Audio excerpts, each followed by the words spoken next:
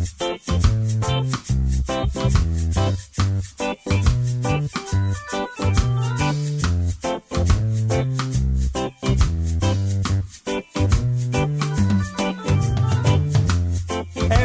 smiles in the same language.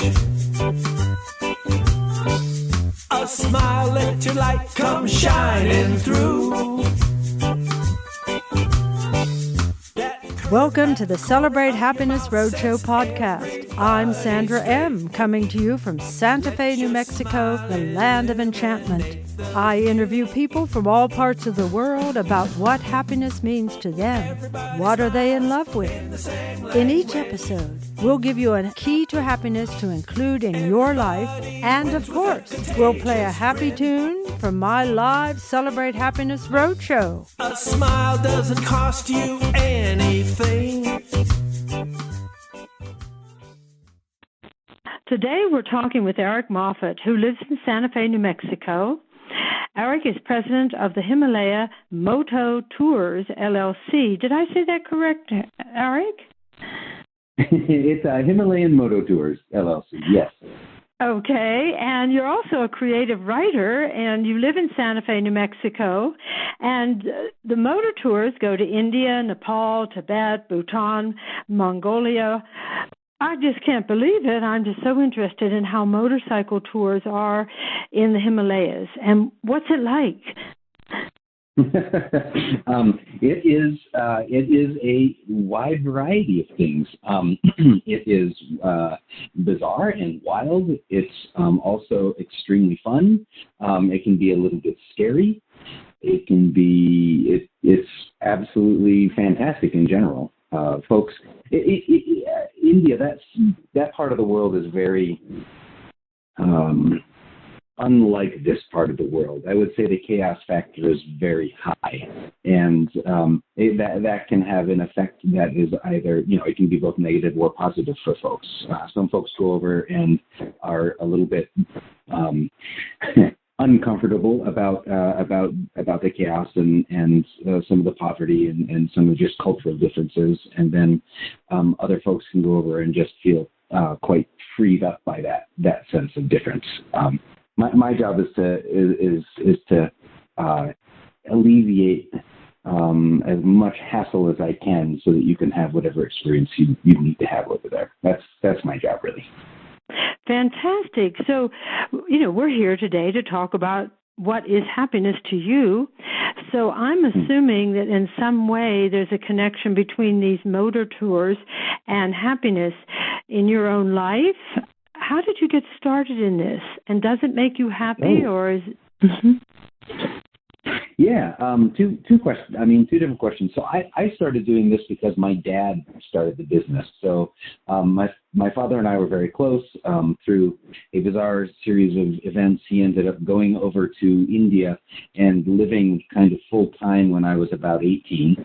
And he was a trekking guide. And so he, in the trekking season, would be leading, foot treks through the high Himalayas in Nepal or in Ladakh, which is northern India. Yeah, and then in the off season, he bought a motorcycle, and in the off season would drive around motorcycle throughout India, kind of exploring. And he put the two together.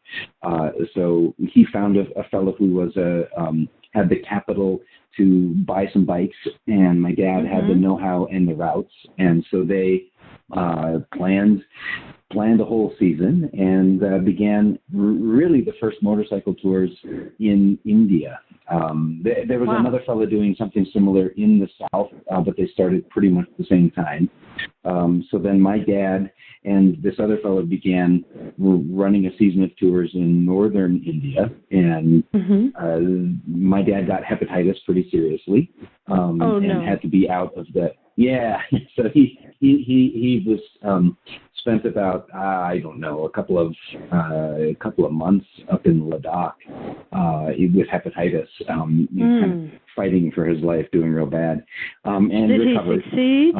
Oh yes, good. Yeah.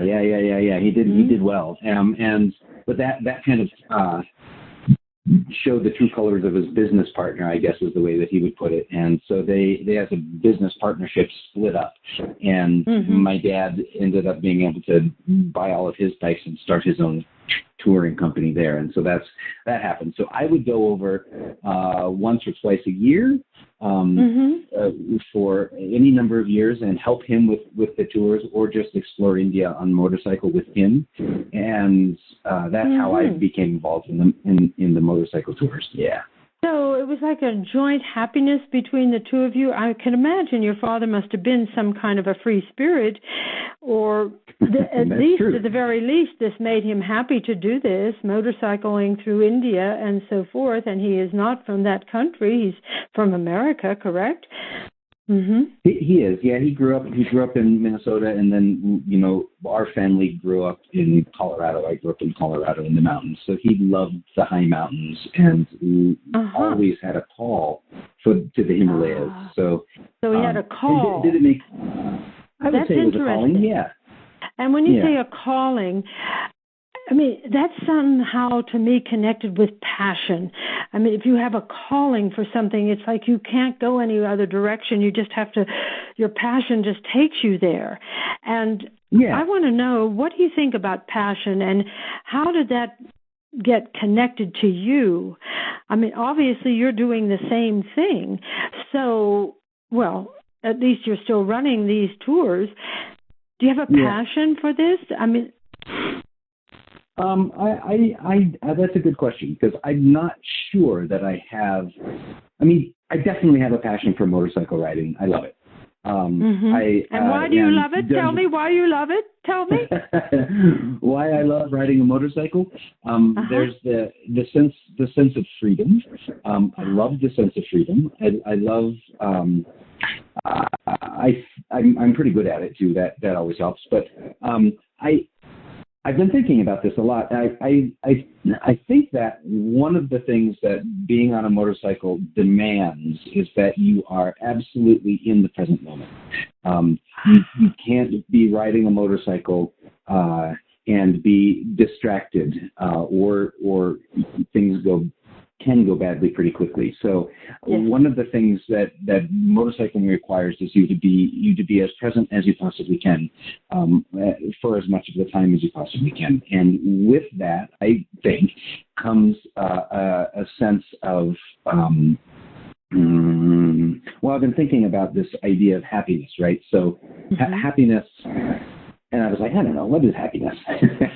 That's one of my questions. What is happiness to you?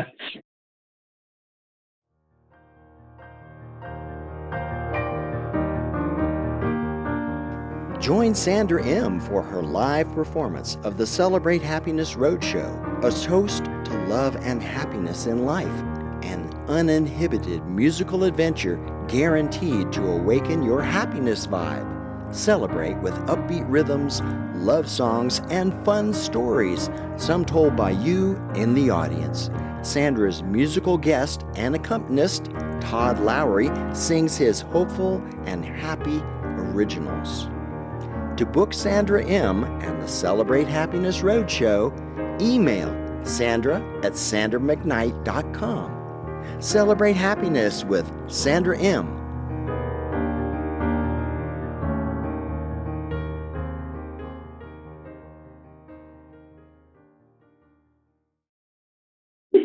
Well, I'm not sure what happiness is. I ended up looking it up.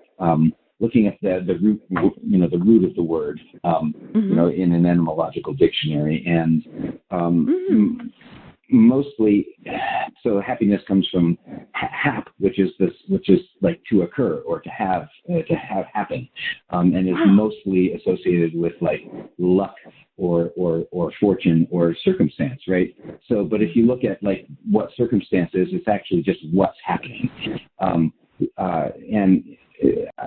there may be some sort of connection between a feeling of contentedness and a feeling of elation and okayness, even more than okayness, but like sort of goodness, and the sense of being fully present in the moment, as fully present in the moment as you can. be. Like when you're on the bike, right? Yeah. And it's not like there aren't, just, terrible things that can happen on a motorcycle. And, you get smacked by bugs, or you get hit by hail, or, terrible drivers cut you off and scare you. But there, even in the midst of the ups and the downs of those, like, individual happenings or circumstances, when you're there, I think that there is possible in those moments and in every moment to achieve a sense of just being with it, so that you're not under the thumb of whatever is happening to you, but you're rather able to, I don't know, you're there. There's like a field of awareness and presence that you can be a part of and have some control over, or make some. I don't think it's contribution about control, to. honestly. No, what is it about? I think it's about being and interacting in that.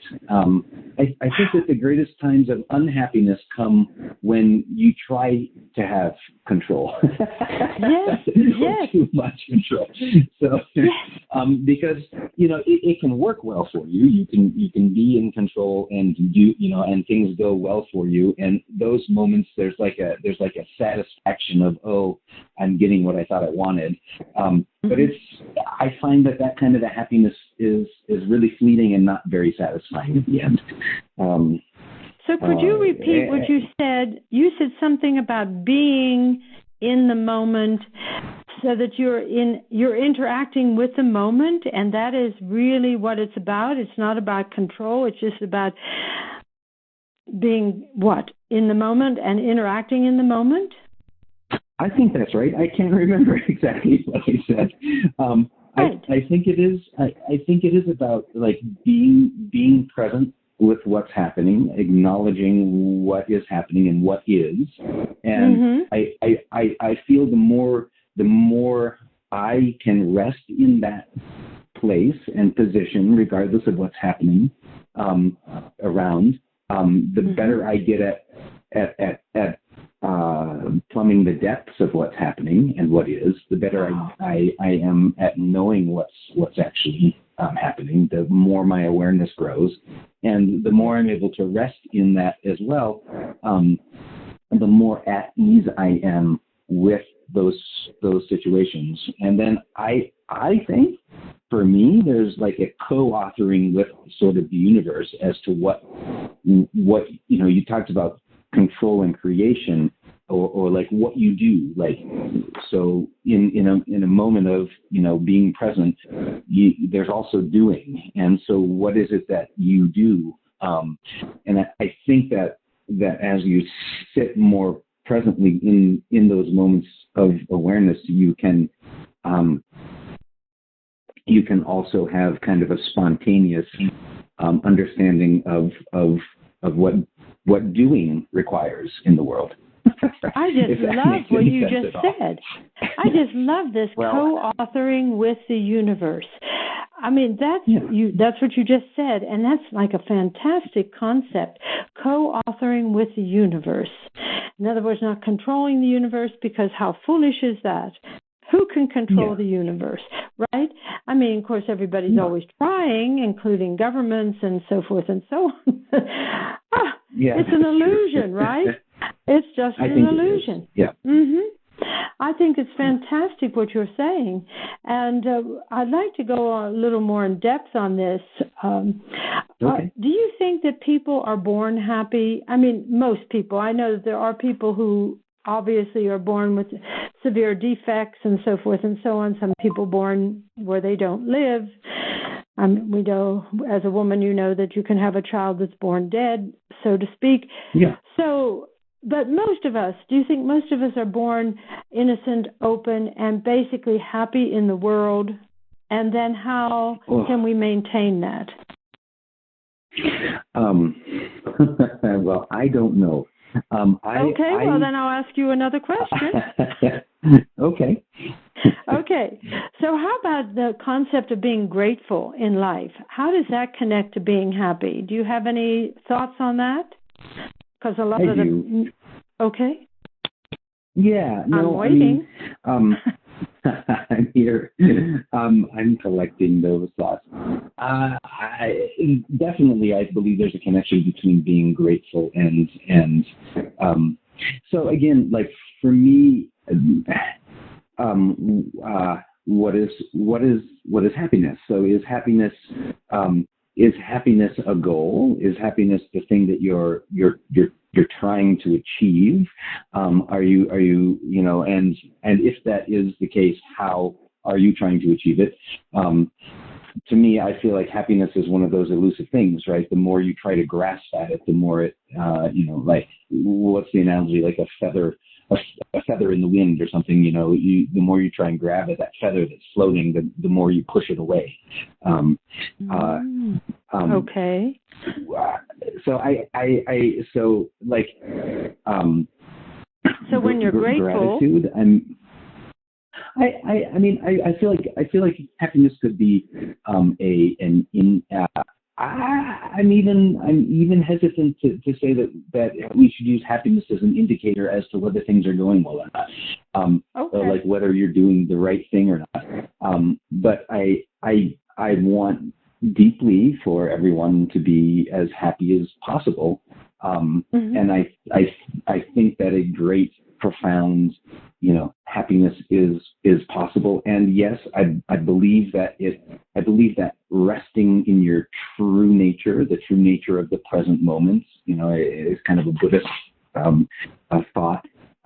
Resting in that, I believe, brings out sort of a flavor of happiness in your existence. But I don't think that it can be found by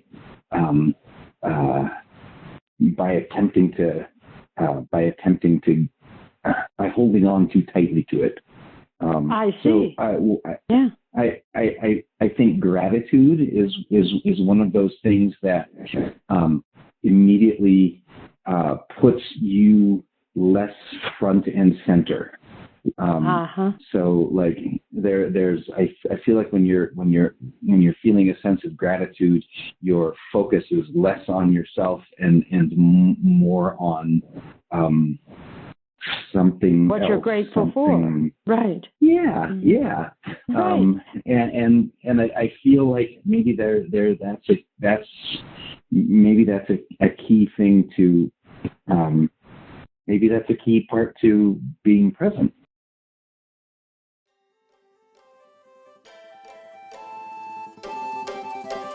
We invite you and yours this October 2023 for an intimate 14-day happiness journey to Bhutan, the lost kingdom of happiness.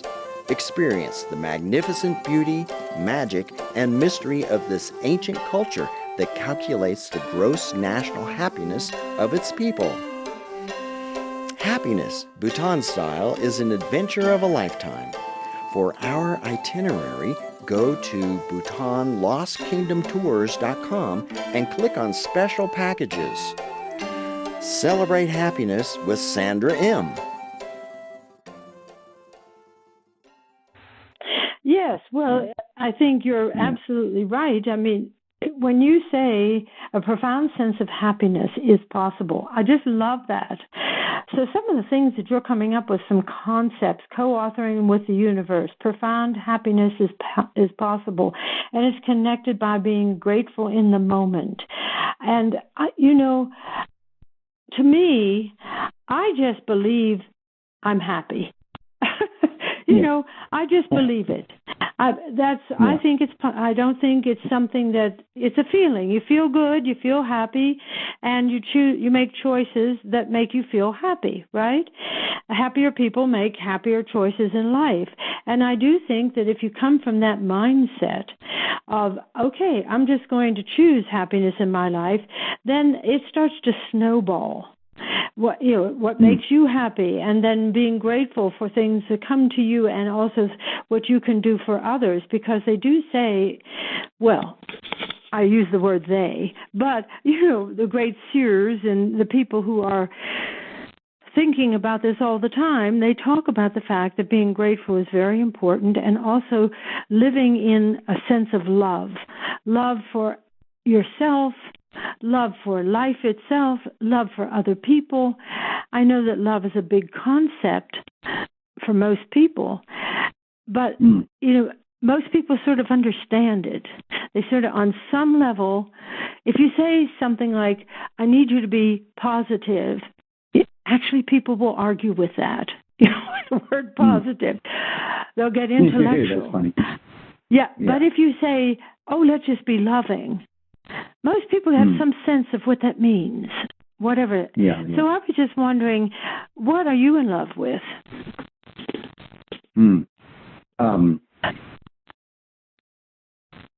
Well, that's a great question. I mean, there are like the things and people in the world that I love to do or am in love with, and then there's and those I think are also connected to a deeper sense of just like pervasive love in the world, one that doesn't necessarily distinguish between boundaries of self and other, or of thing and no thing, and I mean, for me, that's the deepest connection that I have in the world. So, and being,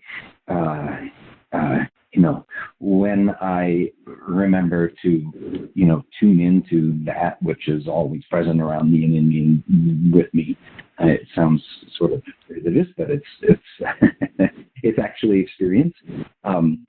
When I can remember that,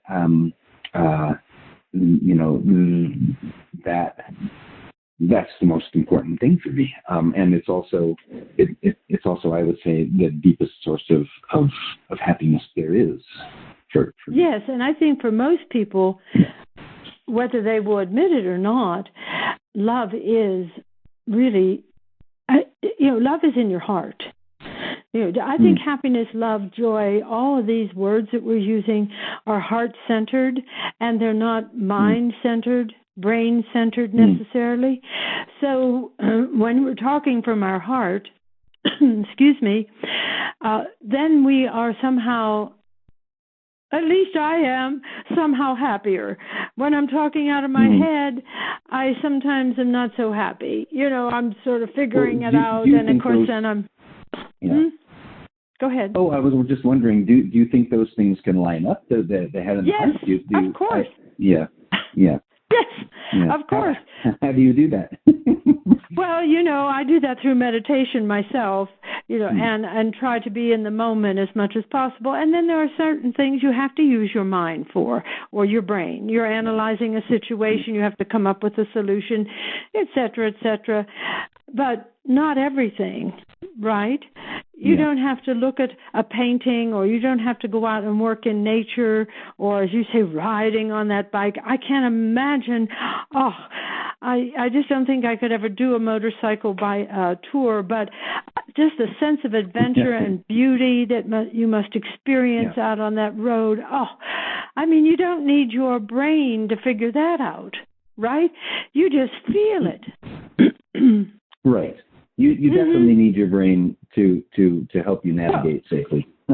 Oh, yes, of course. Yes, I understand that.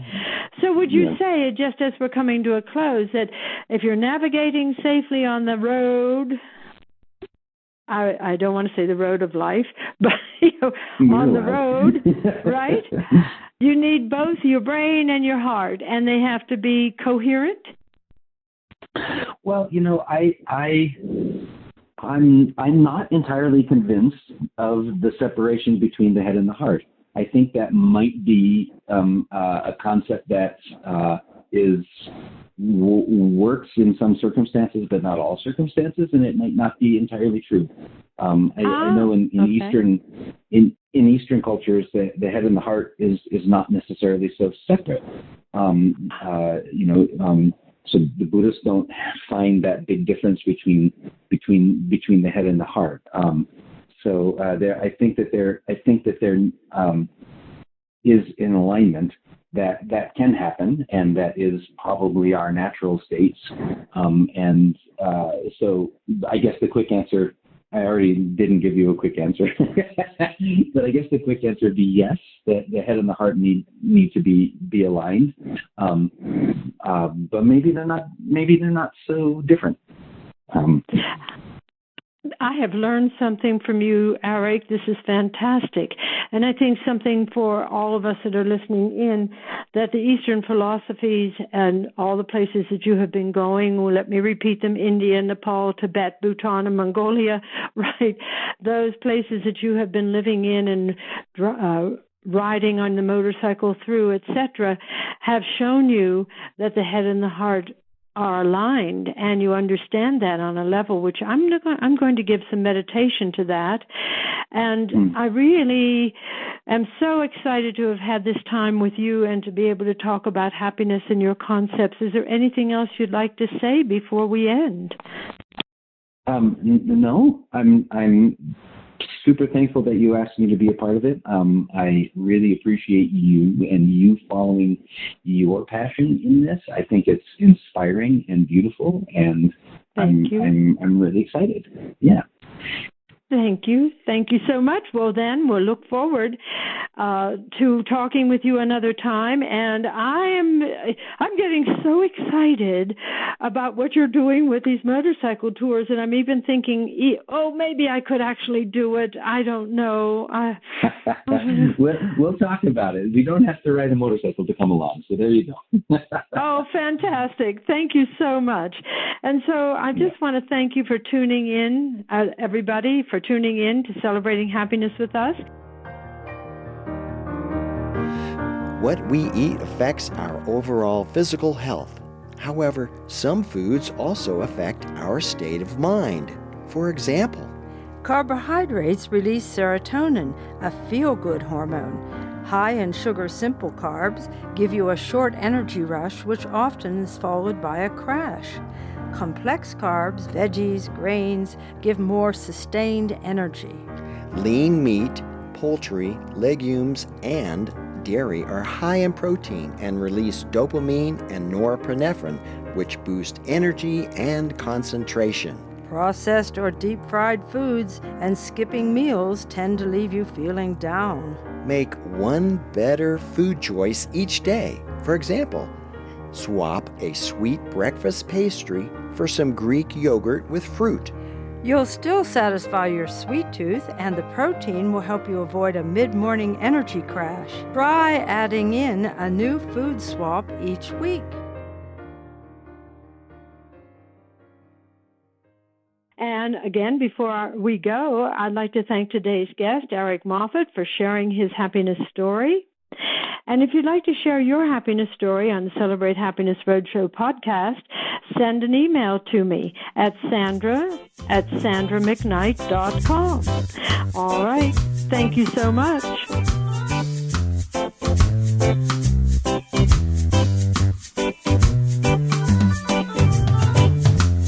Everybody smiles in the same language. A smile, let your light come shining through. That curve at the corner of your mouth sets everybody straight. Let your smile illuminate